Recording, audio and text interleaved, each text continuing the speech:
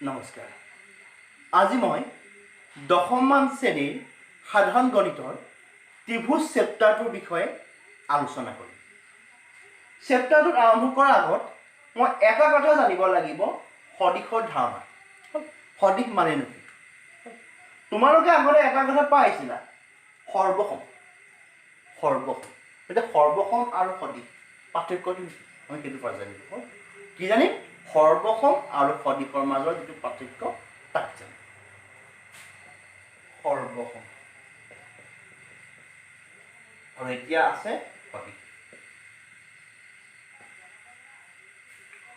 সৰ্বসম বুলি ক'লে সকলো দিশত সমান। যিকোনো এটা বস্তু এটাৰ লগত সিটো যদি মিলি যায় সেইটোক কয় সৰ্বসম। মই এক্সাম্পল দেখাইছোঁ ৰ'বা তোমালোকক। এই দুইটা কি আছে? আয়ত। মোৰ হাতত কি আছে? দুটা আয়ত আছে। এই দুইটা আয়ত যদি মই এটা সিটোৰ ওপৰত লগ লগাই দিওঁ, চোৱা এইটো লগ লগাইছোঁ দেই, এইটো লগ লগাইছোঁ। যদি মই এটা সিটোৰ ওপৰত লগ লগাই দিওঁ কি হয়, সম্পূৰ্ণৰূপে এটাই সিটোক ঢাকি পেলায়। এটাই সিটোক ঢাকি পেলায়, মানে সমান দুটা বস্তু। তেতিয়াই তাকে কয় সৰ্বসম। মানে সৰ্বসম মানে সমান বস্তু। এতিয়া কিন্তু আমি জানিব লাগে সদিশ। সদিশটো নেকি? চাবা তোমালোকে কেইটামান মই বস্তু খাইছোঁ তোমালোকক। ফাৰ্ষ্ট এটা চোৱা, এটা কি দেখিছা? দুটা বৰ্গ। এই দুইটা, এইটো এটা বৰ্গ হয়, এইটো এটা বৰ্গ হয়। দেখিবলৈ একেই কি? দুটা দেখিবলৈ একেই হয়, কিন্তু ইয়াত পাৰ্থক্যটো ক'ত আছে? সমান নহয়। দুইটা বস্তু কি নহয়? সমান নহয়। দুইটা বৰ্গ হয় কিন্তু সমান নহয়। নেক্সট আৰু এটা দেখাইছোঁ ৰ'বা, দুটা মই ত্ৰিভুজ দেখাইছোঁ ৰ'বা। দুটা ত্ৰিভুজ দেখিবলৈ একেই।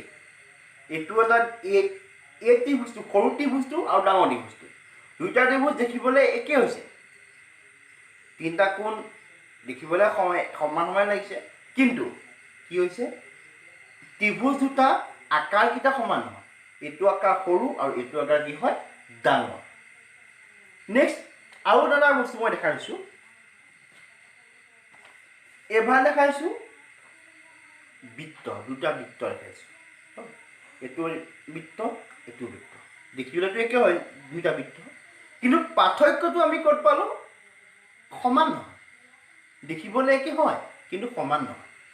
এনেকুৱা যিবিলাক চিত্ৰ থাকিব, যিবিলাক চিত্ৰ দেখিবলৈ একে কিন্তু সমান নহয়, তেনেকুৱাবিলাক চিত্ৰক ক'ব সদিশ চিত্ৰ। দেখিবলৈ একেই হ'ব লাগিব আৰু কি হ'ব নোৱাৰিব? সমান হ'ব নোৱাৰিব। যদি সমান হৈ যায় সেইটো হৈ যাব সৰ্বসম। সমান হৈ গ'লে সৰ্বসম, আৰু যদি সমান নহয় তেতিয়াহ'লে তাক কোৱা হ'ব সদিশ। নেক্সট চাবা দুটা,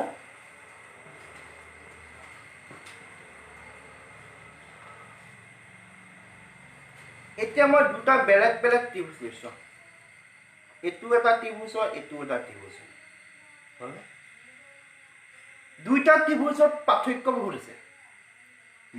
বা দেখিবলৈ একে হয় জানো? দেখিবলৈ কেনেকুৱা দেখিছে বাৰু? একে নহয়। কোণকেইটাও দেখালে সমান নহয়, বাহুবিলাকো সমান নহয়। এনেকুৱা যদি তুমি এইটো চিত্ৰৰ লগত এইটো চিত্ৰ কি দেখিবলৈ একেই নহয়, বেলেগ বেলেগ, এইটো বেলেগ এইটো বেলেগ। যদি দেখিবলৈ বেলেগ হয় তেতিয়াহ'লে তাক সেই চিত্ৰ দুটাক সদিশ বুলি কোৱা নহয়। মানে সদিশ হ'বৰ কাৰণে আমাক ফাৰ্ষ্ট বস্তু দুটা দেখিবলৈ একেই হ'ব লাগিব।